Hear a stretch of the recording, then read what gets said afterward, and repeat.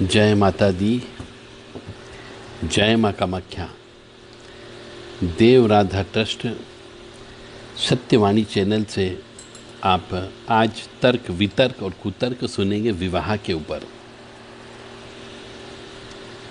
जब विवाह होता है घर के अंदर, चाहे लड़के का हो या लड़की का हो, तो विवाह पूरा सौम्य तरीके से होना चाहिए। परंतु आजकल फूहड़पन विवाह में बहुत ज़्यादा हो गया है। और फूहड़पन का मतलब हो गया विशेष तौर से स्त्रियां अर्धनंगे कपड़े पहन करके विवाह समारोह में शामिल होती है। अब आप समझ गए होंगे, आप भी घूमते फिरते हो, देखते हो। अर्धनंगे कपड़ों का मतलब समझ गए होंगे, जो अपने शरीर को दिखाती है, ऐसे कपड़े पहन करके शादी समारोह में शामिल होती है। इसे फूहड़पन कहा जाता है। मांगलिक कार्यक्रम कहाँ हो गया? वो तो मंगल कार्यक्रम में तो कपड़े सलीके से पहने जाते हैं। फिर आजकल शादी ब्याह में उल्टे सीधे डांस करते हैं। अरे सौम्य तरीके से ढोलक बजाओ, तबला बजाओ। जो ढोल बजता है 3 ताल, वो ढोल बजाओ, उस पे नाचो। आजकल ये डीजे और डेक जो बजता है और फूहड़ गंदे गंदे गाने लगाए जाते हैं, उसे शादी ब्याह कहते हैं आप लोग। अरे देवी देवता भी शर्मा जाते हैं, जिनको आप बुलाते हो। कुल देवी देवता भी शर्मा जाते हैं कि क्या गाना बज रहा है, क्या बोल रहा है ये। आजकल शादियां इसीलिए टूट रही, देवी देवता तो आते ही नहीं, वहां पे राक्षस आ जाते हैं, नाचते कूदते, भूत प्रेत आके नाचते कूदते, क्योंकि आप लोग दारू भी पी लेते हो। शराब, सिगरेट, शबाब, तीनों का काम आजकल विवाह में होता है। तो वो विवाह समारोह नहीं हुआ। तो मेरा आप सबसे विनम्र निवेदन है कि विवाह जब भी करें, बिल्कुल परिवार वालों को बोल दो, स्त्रियों को बोल दो, सभी महिलाओं को बोल दो, बहन बेटियों को बोल दो कि भैया सलीके से कपड़े पहन सके तो आना, तो मत आना। ये अर्धनंगे कपड़े पहन करके मत आना, या अर्धनंगे कपड़े मत पहनना उस समय पे, जिससे पूरा बदन तुम्हारा झलकता है बाहर की तरफ।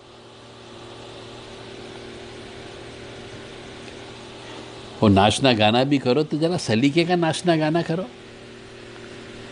इतना गंदा और फूहड़पन जो नाचने गाने में भी हो गया है, नाचने के तरीके बदल गए। दारू पी के हुल्लड़ मचाते हैं, और दारू की पार्टी को आप विवाह बोलते हो। विवाह समारोह में क्या भगवान आएंगे दारू पी लोगे तो? वहां पे तो राक्षस आएंगे, राक्षसनी आएगी, प्रेत आएंगे, चुड़ैल आएंगे, और फिर विवाह होता है। दुल्हा भी दारू पी लेता है। अरे दुल्हा को श्री हरि विष्णु का रूप माना जाता है, दुल्हन को श्री लक्ष्मी जी का रूप मान करके उनकी पूजन अर्चन की जाती है। तो आप तो दारू पिए हुए दुल्हे को वो विष्णु का रूप कैसे हो सकता है? वो तो राक्षस का रूप हो गया। और एक राक्षस को आप अपनी बेटी ब्याहते हो तो क्या होगा? कहीं न कहीं पे उठा पटक तो अवश्य होगी। जिंदगी में पारिवारिक सुख हो ही नहीं सकता। मेरे कहने के मंतव्य को समझने का प्रयास करना। एक दुल्हा जो होता है, वह दुल्हा श्री हरि विष्णु के रूप में मान करके उसकी दुल्हे की पूजन अर्चन की जाती है शादी ब्याह में। और लड़की को श्री लक्ष्मी जी के स्वरूप मान करके उसकी पूजन अर्चन करके घर के बड़े बुजुर्ग से लेकर के छोटे से छोटा भी उन दोनों के पैर पूजता है, और कन्यादान स्वरूप अब से जो बन पड़ती उतनी राशि वो दान देता है।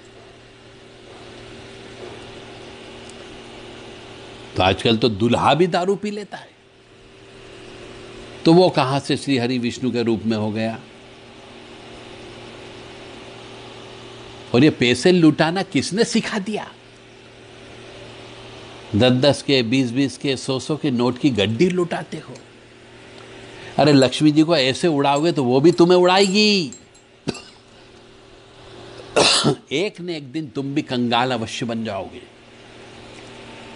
फिर पैसे उड़ा दिए तो नाचने गाने वाले लक्ष्मी जी के ऊपर पैर रखते हैं, उन नोटों के ऊपर पैर रखते हैं, उन चिल्लरों के ऊपर नोट रख करके नाचते हैं। इससे बड़ा भयंकर पाप कुछ नहीं हो सकता। यानी 2 पाप तो यहां मैंने गिना दिए कि एक तो दुल्हा दारू पी करके फेरे लेता है, यानी वो पाप कर्म कर रहा है। एक राक्षस उसके शरीर में प्रवेश कर जाता है, एक प्रेत उसके शरीर में प्रवेश कर जाता है। और दूसरी बात है कि आप पैसे उड़ाते हो, और पैसे उड़ा रहे तो पैसे जो नीचे गिर रहे हैं उनको लूटने भी नहीं देते हो। लक्ष्मी जी के ऊपर आप पैर रख करके नाचते हो। ये और भयंकर पाप की उत्पत्ति होती है। तो जो व्यक्ति ऐसा करता है उसे दरिद्री तो होना ही होना पड़ता है। तो शादी ब्याह में कभी भी पैसे नहीं उड़ाना है आपको।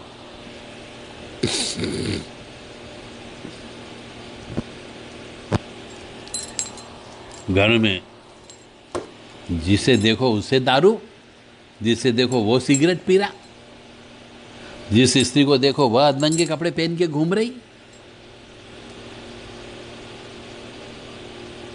तो वास्तव में विवाह क्या है?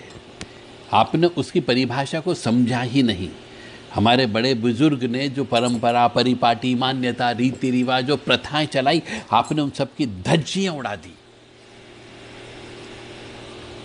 विवाह को विवाह समारोह नहीं समझा आपने, दारू की पार्टी समझ ली। तो वास्तव में विवाह किसको कहते हैं वो भी समझ लो।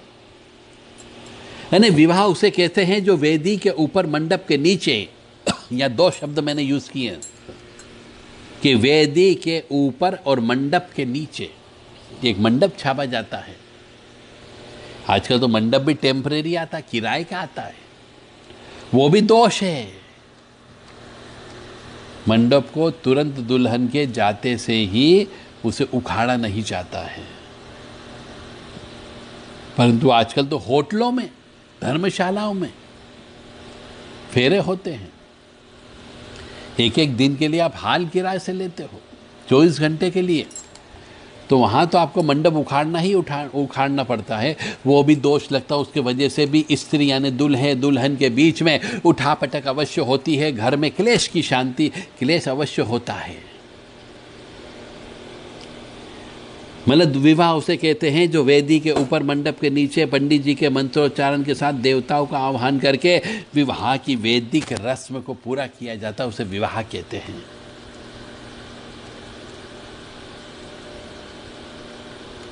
तो वेदी भी नहीं बनाई जाती, वो भी टेम्परेरी रहती है, उसे भी अधजला छोड़ करके डाल दिया जाता, पानी बुझा दिया जाता है, मंडप को उखाड़ दिया जाता है। पंडित जी से कहते हैं मंत्रोच्चारण बहुत जल्दी पूरा करो, समय नहीं है। और वैदिक रस्मों का तो रिवाज ही खत्म कर दिया गया है। आजकल आधुनिक रस्में आ गई है, फोटोग्राफी की, नाचने की। अरे दुल्हने रंडी जैसी नाचती है, नचनिया है क्या? अरे उस समय दुल्हन लक्ष्मी है, लक्ष्मी। उसका एक मान सम्मान है, उसका गर्व है। उस दिन वो लक्ष्मी स्वरूपा है। परंतु वो लक्ष्मी कहाँ है? वो तो नचनिया हो गई। यानी आजकल दुल्हन खुद नाचते हुए मंडप में प्रवेश करती है। बाप रे बाप! इसे कहते हैं कलयुग। अरे लक्ष्मी जी इस तरीके से मंडप में आती है क्या? इस तरीके से फेरे लेती है क्या? और आजकल की कोई कुलक्षणियां कुछ ऐसी भी पैदा हो गई जो कह रही हमें कन्यादान के रूप में मत दो, हम कोई दान देने की वस्तु है क्या? तो बाप को बोल देती है कि मुझे कन्यादान के रूप में मत दो, मुझे कन्यादान नहीं देना है, मेरे हाथ का कन्यादान मत दो। अरे तो फिर इसका मतलब आपने हिंदू सनातन धर्म के विवाह के परंपरागत रीति रिवाज को मान्यता नहीं दी, तो आप तो रखेल हो गई हो। और ईश्वर रखेल के गर्भ से उत्पन्न हुए पुत्र के हाथ से पितृलोक जल नहीं लेते हैं, तर्पण नहीं लेते, भोजन नहीं लेते हैं, तो वहीं से वंश वृद्धि खत्म होना प्रारंभ हो जाती है और इस तरीके से भयंकर दोष की उत्पत्ति होती है। क्योंकि आजकल की कुछ ज़्यादा पढ़ी लिखी माँ बाप के द्वारा पढ़ाई गई कुलक्षणियां उत्पन्न हो गई है, जो कहती हमें कन्यादान के रूप में मत दो, हम तो ऐसे ही जाएंगे इसके साथ में। अरे मांग नहीं भरने देती कि मांग मत भरो, ना कोई हम बिछिया पहनेंगे, ना कोई पायल पहनेंगे, ना कोई मांग भरेंगे, ना कोई मंगलसूत्र पहनेंगे। तो इस तरीके से विवाह समारोह में हमारी जो भारतीय सनातन संस्कृति की जो परंपरागत रीति रिवाज हैं, मान्यताएं हैं, बहुत सारी प्रथाएं हैं, उन सब की आपने धज्जियां उड़ा दी, तो आपका जीवन कभी भी सुखी नहीं गुजर सकता।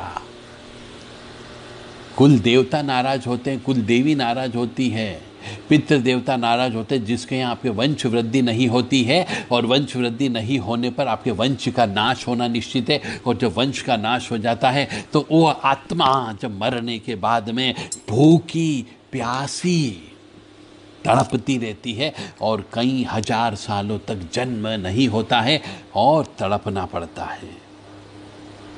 मानो या न मानो, यह पूर्णतः सत्य है। कई प्रेतों से बात करके देखो, ताकत हो तो।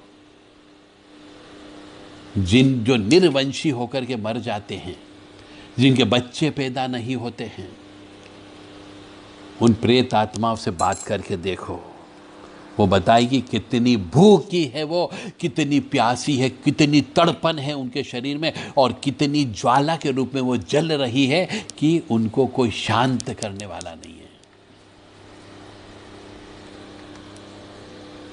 तो आपने विवाह समारोह को और परिवार को एक मजाक समझ लिया है।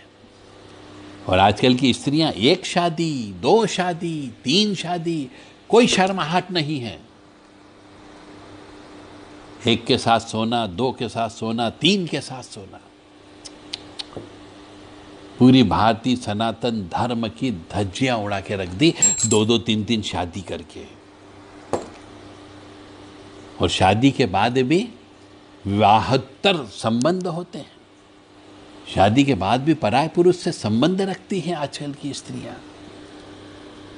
तो ये तो विवाह की हर चीज का उल्लंघन हो गया। कोई फेरे नहीं लिए, कोई वचन नहीं दिया एक दूसरे को, तो ये कोई विवाह नहीं हुआ, ये कोई रस्म नहीं हुई। ये तो जो स्त्री आती है वह सिर्फ और सिर्फ रखेल कहलाती है।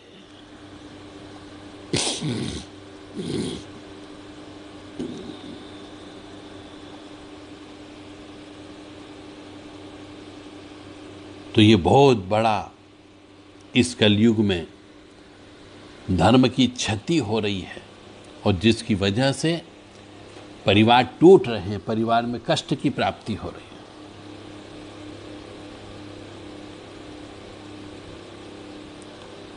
यानी कि कोई विवाह की रस्म ही नहीं निभाई जा रही है।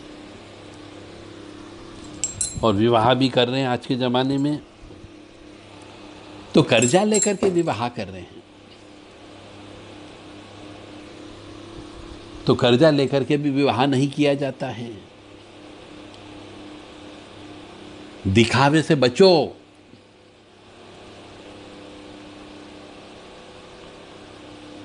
तो ये नाचना गाना बंद करो, मेहमानों से मिलो जुलो, और विधि विधान से विशेष मुहूर्त में जब पंडित जी लिख करके दे, लगन निकलना नहीं चाहिए। उसी मुहूर्त में विधि विधान से शादी करना चाहिए। अन्यथा सब कुछ स्वाहा हो जाएगा, सब कुछ बर्बाद हो जाएगा। न कोई व्यवसाय चल पाएगा और न घर परिवार चल पाएगा और न बच्चे पैदा होंगे, क्योंकि दोष तो दोष लगता ही लगता है।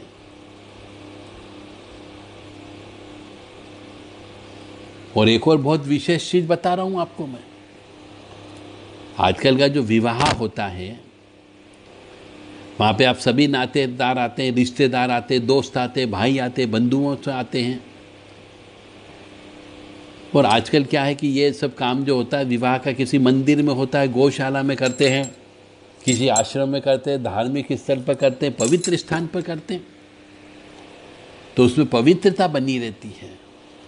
पर इन जगहों पे नहीं किया जाता है।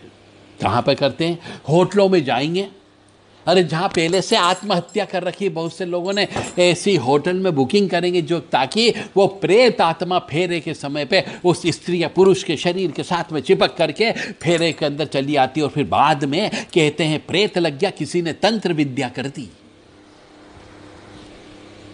होटल में कभी शादी मत करो, होटल में फेरे मत लेना। और बहुत से शादी हाल बने हुए होते हैं, फार्म हाउस बने हुए होते हैं, लोग बाग आजकल उन फार्म हाउस पे शादी ब्याह करते हैं, तो फार्म हाउस पे भी कई लोगों की हत्या हो जाती है। वह आत्मा वहां पे भटकती है और वही फिर उन दूल्हे दुल्हन के शरीर के साथ में चिपक करके दूसरे घर चली जाती है और वहां पे तांडव नृत्य करती है। तो प्रेत कहाँ नहीं मिलेंगे आपको? किसी मंदिर में यदि शादी करोगे तो वहाँ प्रेत नहीं आता है, किसी गौशाला में शादी करोगे तो वहाँ प्रेत नहीं आता है, किसी धार्मिक स्थल में शादी करेंगे तो वहाँ प्रेत नहीं आता है, और किसी पवित्र स्थान पे करोगे तो वहाँ प्रेत नहीं आता है। अरे नदी किनारे करोगे तो प्रेत आएगा, शमशान के किनारे करोगे तो प्रेत आएगा।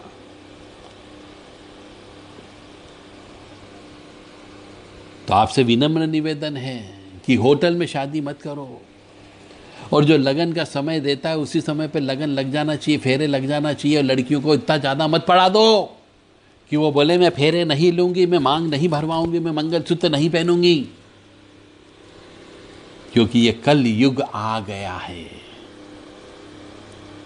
और एक और विशेष बात, अरे जहां पे दारू पी गई हो, जहां पे हड्डियां फेंकी गई हो, क्या उस मैरिज हाउस में, उस पैलेस में, उस कॉम्प्लेक्स में क्या आप देवी देवता का आह्वान करोगे तो क्या वो आ जाएंगे? नहीं आएंगे, क्योंकि अच्छी शक्तियां जो होती है उन्हें पवित्रता चाहिए। जितनी भी अच्छी शक्तियां होती है उन्हें शुद्धता, स्वच्छता, पवित्रता चाहिए। और आजकल जितने मैरिज हाउस रहते हैं, मैरिज पैलेस रहते हैं, मैरिज कॉम्प्लेक्स होते हैं, सब जगह हड्डियां, दारू की बोतलें, सिगरेट। तो ऐसे जगह देवी देवता नहीं आते, नहीं कुल देवता आते और नहीं आशीर्वाद देते हैं। मतलब आप भी अपने दिल से सोचो, दिमाग से सोचो कि क्या वहां देवता आएंगे और आपको आशीर्वाद देंगे? आपको नाचना, कूदना, खाना पीना जो भी करना है वह सब विवाह वाले दिन से पहले या उसके बाद में करें, मगर विवाह का कोई भी मुहूर्त जो पहले से निश्चित है उस मुहूर्त को नहीं निकलने देना चाहिए। और उस दिन सिर्फ और सिर्फ विवाह से संबंधित सभी रीति रिवाज और रस्म का पालन होना चाहिए। और ये जितना भी शुभ कार्य होता है यह सब किसी पवित्र स्थान पर होना चाहिए, जिसमें आप गुरुओं को बुलाओ, बड़े बुजुर्गों को बुलाओ, उनका आशीर्वाद लो, क्योंकि जब वो आएंगे तो देवी देवता भी आएंगे और पितृ देवता भी आएंगे। आप खुद विचार करो कि हमारे घर में कोई मांगलिक कार्यक्रम है जिसने सब व्यक्ति आए और अपने ठाकुर को भूल जाएं, भगवान को भूल जाएं, हम देवी देवताओं को भूल जाएं, अपने कुल देवी देवताओं को भूल जाएं, ऐसा हो सकता है? और ये नहीं आएंगे तो निश्चित तौर से विवाह तो टूटेगा ही टूटेगा। तो मेरा आपसे करबद्ध हाथ जोड़ करके निवेदन है कि विवाह जो होता है वह धार्मिक उत्सव है, दो परिवारों का मिलन होता है, दो आत्माओं का मिलन होता है। उसे शराब मांस के साथ संपन्न मत करो।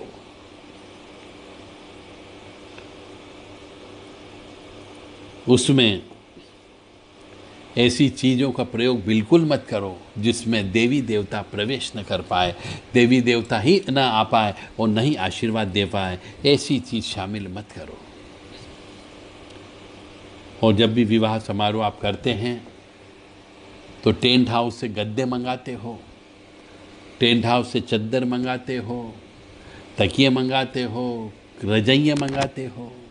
अरे टेंट हाउस के गद्दे तो जब मर जाते हैं वहाँ पर भी जाते हैं, और वहाँ पर भी रजइयाँ जाती है जो सूतक पातक के वहाँ से आती है, तो कोई उनको धोया थोड़ी जाता है। तो मांगलिक कार्यक्रम में टेंट हाउस के गद्दों का, चद्दर का प्रयोग मत करो, क्योंकि कई बार वो गद्दा जो होता है उसके ऊपर सूतक पातक वाले जिनके यहाँ मृत्यु हो जाती है, वो मनुष्य डेड बॉडी को हाथ लगा करके वापस उसी गद्दे पर सो जाते हैं। और हमने देखा है कई जगह जब फेरे होते हैं, पूजा पाठ होती है, तो टेंट के ही जो खराब गद्दे होते हैं उनको दूल्हे को ऊपर बिठाया जाता है, गद्दों के ऊपर दूल्हे दुल्हन को बिठा देते हैं, और वो गद्दे पहले से ही डेड बॉडी वाले सूतक वाले मनुष्य के द्वारा प्रयोग किए गए। कई बार उसके ऊपर उल्टी हो गई है, कई मनुष्यों ने उसके ऊपर जूते चप्पल भी साफ किए हैं, कई बार उस पर जूटन भी गिरा है, कई बार उसके ऊपर मांस मदिरा भी गिरा है। और वैसे गद्दे के ऊपर बैठ करके फिर आप फेरे लेते हो या पूजन अर्चन करते हो, तो क्या देवी देवता आ जाएंगे? नहीं आ सकते। तो जब भी पूजन हवन करें, फेरे लें, तो शुद्ध स्वच्छ पवित्र आसन का प्रयोग होना चाहिए, नए कंबल का प्रयोग होना चाहिए जो ऊनी होना चाहिए।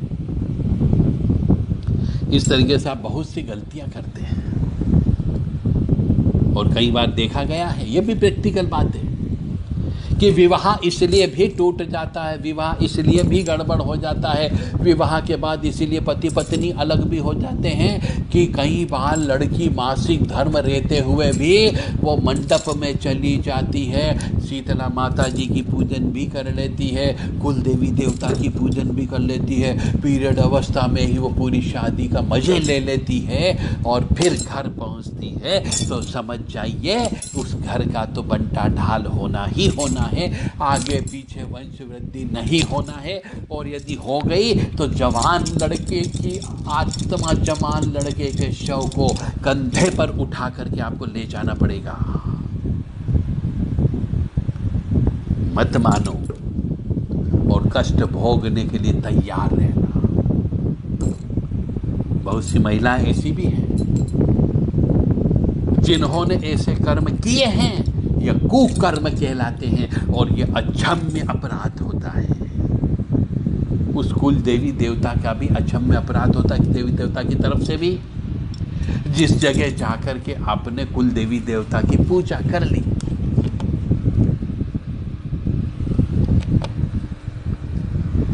तो मानो या न मानो, आपके कष्टों का कारण यह भी होता है। फिर रोते फिरते हो कि किसी तांत्रिक ने तंत्र विद्या कर दी, किसी ने कलवा वीर बिठा दिया, किसी ने मुंजा भेज दिया, किसी ने चौकी भेज दी, किसी ने मूठ चला दी, किसी ने खिलाई पिलाई कर दी। बस ये चिल्लाते रहते हो, गलती करते खुद हो और फिर इल्जाम दूसरों के ऊपर लगाते हो। अपने इस अंतर आत्मा में झांक करके देखो कि तुमने कौन कौन से हिंदू सनातन धर्म के नियम, कानून, परंपरा, परिपाटी, रीति रिवाज की धज्जियां उड़ाई है। जब जब भी ऐसा काम किया है तब तब भयंकर पाप कर्म किया है। उसका फल कुल देवी देवता और पितृ देवता अवश्य देंगे। किसी और के ऊपर इल्जाम मत लगाओ। जरा सा कुछ हुआ नहीं कि तंत्र विद्या हो गई, तंत्र विद्या हो गई, चिल्लाते फिरते हो और बाबा लोगों के चक्कर लगाते रहते हो, पैसे बर्बाद करते रहते हो। तो अपने गिरे बान में और आत्मा में झांक करके देखो, तब फिर दूसरे के ऊपर इल्जाम लगाना चालू करना। जय माता दी, जय माँ कामाख्या।